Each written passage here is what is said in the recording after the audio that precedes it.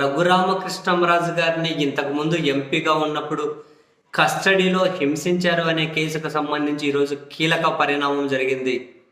Court సమన్లతో Raghurama Krishnam Raju గారు, deputy speaker గారు గుంటూరు జైలుకు వచ్చారు.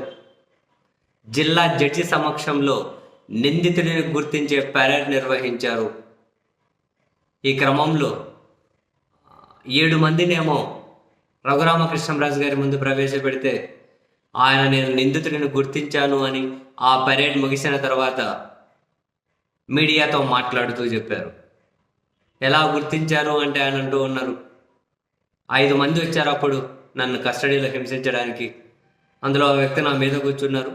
ఆ కూర్చున్న వ్యక్తి యొక్క మాస్క్ జారిపోయింది, నేను గుర్తించాను అంటూ ఉన్నారు. తీరా అది అక్కడ తిరిగి ఇక్కడ తిరిగి తెలుగుదేశం పార్టీ ముఖ్య నేత తులసిబాబు దగ్గరకు వచ్చి ఆగుతుంది. గుడివాడకు చెందినటువంటి తులసిబాబు రఘురామకృష్ణంరాజు గారి మాటల్లోనే చెప్పాలి అంటే ఎస్పీ దగ్గరికైనా నేరుగా వెళ్ళగలిగే వ్యక్తి అని ఆయన అంటున్నారు.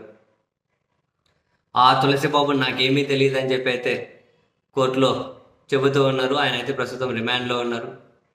అయితే ఆ తులసిబాబు దగ్గరికి రఘురామకృష్ణంరాజు గారిని ఈ విధంగా హింసించిన తులసిబాబేనని చెప్పి అయితే టీడీపీ మీడియాలో కూడా పెద్ద ఎత్తున వార్తలు వస్తూ ఉన్నాయి.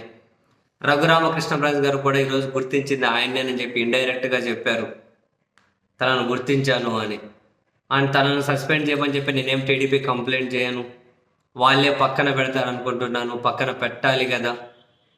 ఆయన మొత్తం ఎమ్మెల్యే కర్త కర్మక్రి ఆయనే అని వ్యవహరిస్తూ అన్నారు అని చెప్పి అయితే వార్తలు వస్తూ ఉన్నాయి. అని ఇప్పుడు గుడివాడ ఎమ్మెల్యేకి బంధువు, రైట్ హ్యాండ్, బిజినెస్ పార్ట్నర్ అన్నీ అని చెప్పి చెబుతూ ఉన్నారు. ఆయన దగ్గరకు అయితే వచ్చి ఆగింది ఇప్పుడు. అండ్ రఘురామకృష్ణంరాజు గారి కేసులో ఉన్న A1, A2లను వాళ్ళు ఎందుకు స్పందించరు? పోలీస్ అధికారుల మీద కేసు పెడితేనే సస్పెండ్ చేయాలి కదా, వాళ్ళని సస్పెండ్ చేయాలంటున్నారు.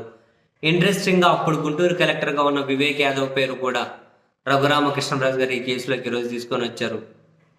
అప్పుడు కలెక్టర్గా ఉన్న వివేక్ యాదవ్ కూడా అనుమానాస్పదమే, ఆయనను కూడా విచారించాలని చెప్పి ఈరోజు రఘురామకృష్ణంరాజు గారు డిమాండ్ చేస్తూ ఉన్నారు.